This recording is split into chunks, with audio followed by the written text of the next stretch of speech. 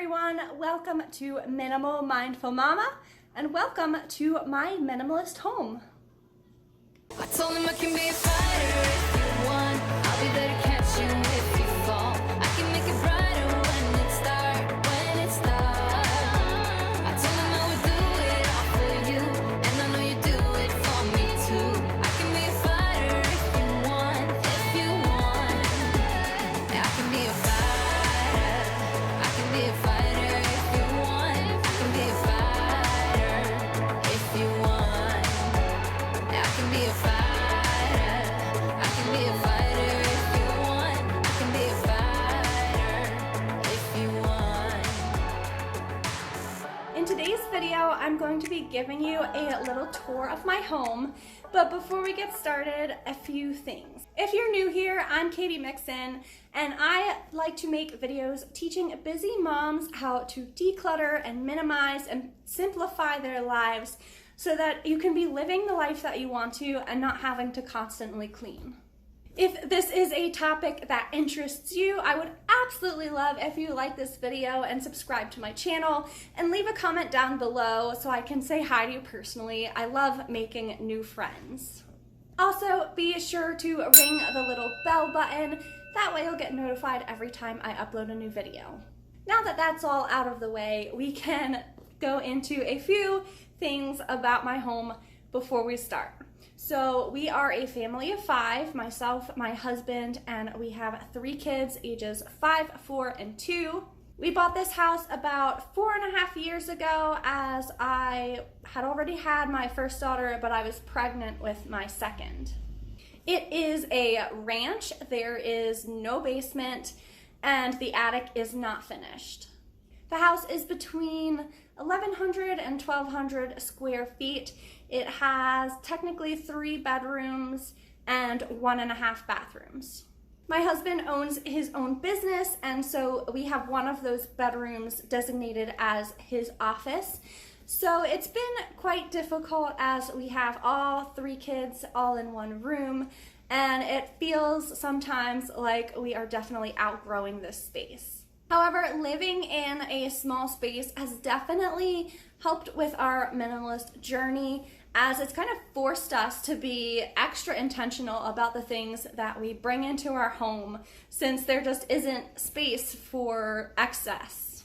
Since the attic is unfinished, we can't put much up there. However, there are a few boards down, so we can put the plastic tub storage bins for things like Christmas lights or Christmas decorations, things that wouldn't get ruined by the heat in the summer or by the cold in the winter. So that has been really helpful in keeping our space minimal.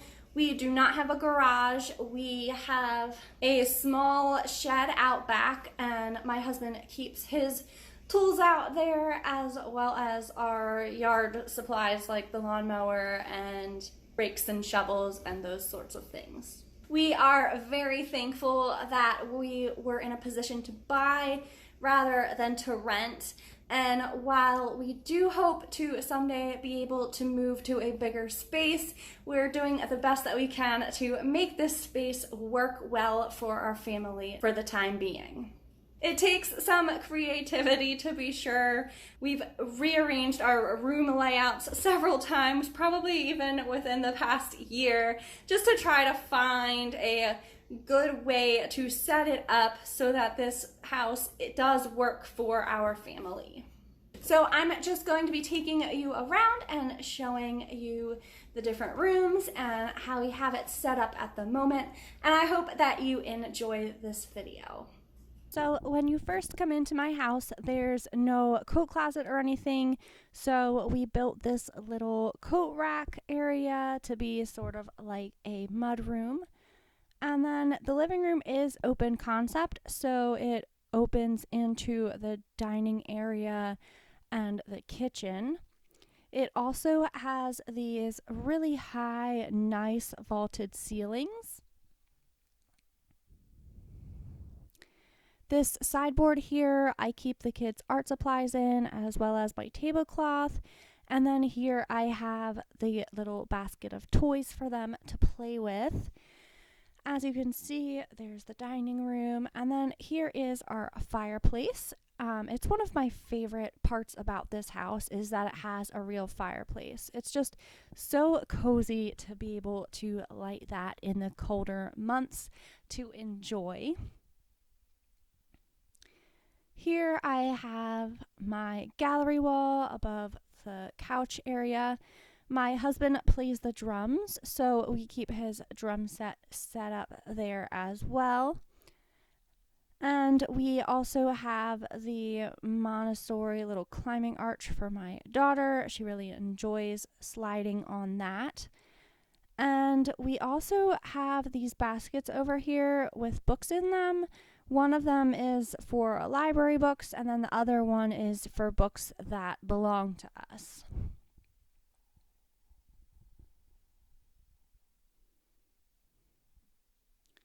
Again, there's the drums and the shoe bin and my daughter's little slide set up. And then if you go through this door over here, that is the master bedroom. Now, our master bedroom serves many different purposes as we do have a smaller space. So as you can see, there's the bed, and then there's my little donation pile of things that I need to take to Goodwill. And then we have our bookshelf here, as well as our dressers. And this also serves as our TV room. And so we have our speakers and this large projector screen that we built to watch movies on. And then I also have my little office area set up in here. So as you can see, there's my desk and my little office set up.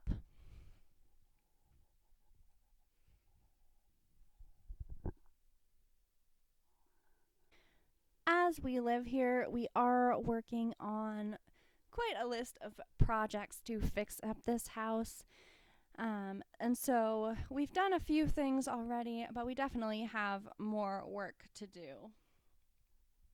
And then down this little mini hallway, there's our dressers again. And then we have our closet right over here.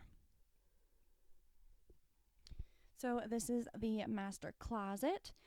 On the left here is my husband's section. And then in the center shelves, I have these bins, which are actually my children's clothes that is out of season, since we use this closet for storage as well. To the right over here, that bin is my out of season clothes, and then this is my little section of the closet.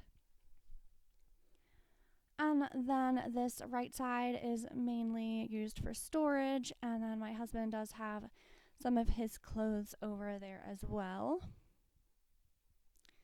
So that is the master closet. And then continuing on right here is the master bathroom, with another of my favorite features of our home, which would be our bidet.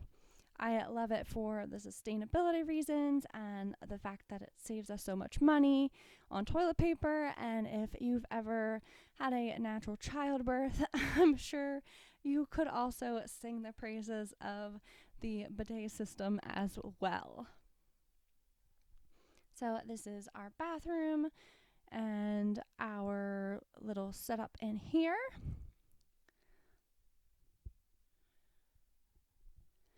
And then I love putting hooks on the backs of doors. It's just a really underutilized space, and it's a great way to organize things. So I have those hooks on the back of the door for our robes, so we can hang those there.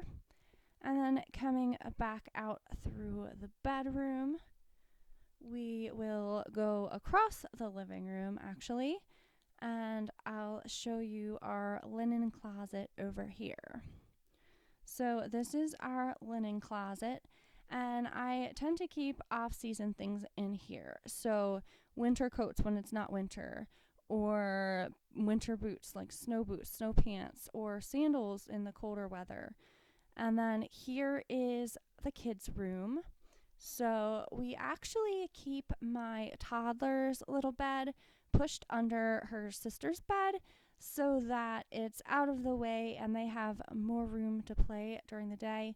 But then that can be easily pulled out whenever she needs it, and then we just push it back in under there when she's not using it. They have this little area over here to play, and I'm sure if you have kids, you understand how artwork ends up all over the walls. And then here they have their little jewelry hanger where they like to keep their little necklaces.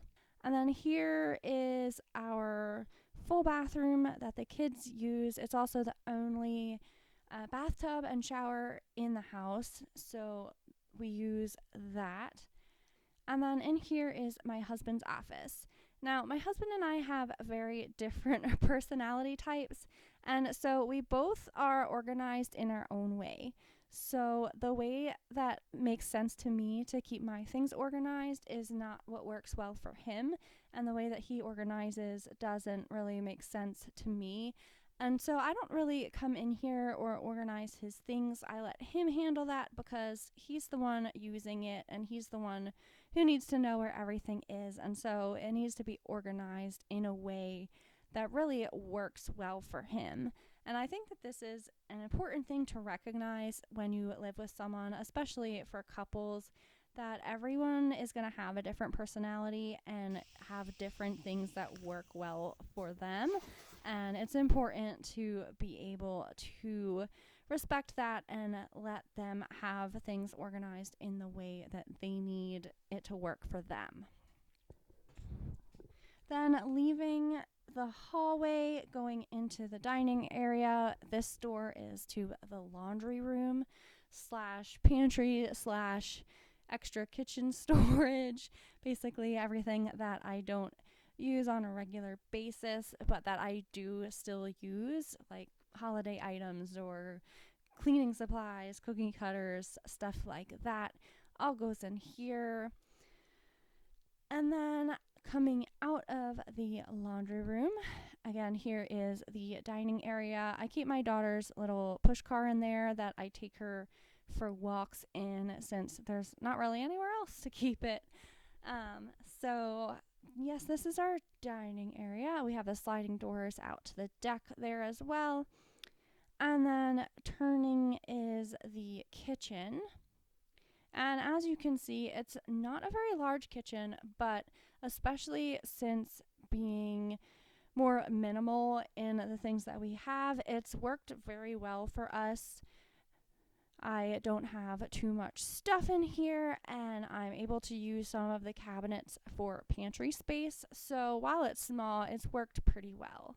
And then I know a lot of minimalists like to keep their fridges completely empty, but I keep the kids' little pictograph schedule up on there because that's just a good spot that works well for us.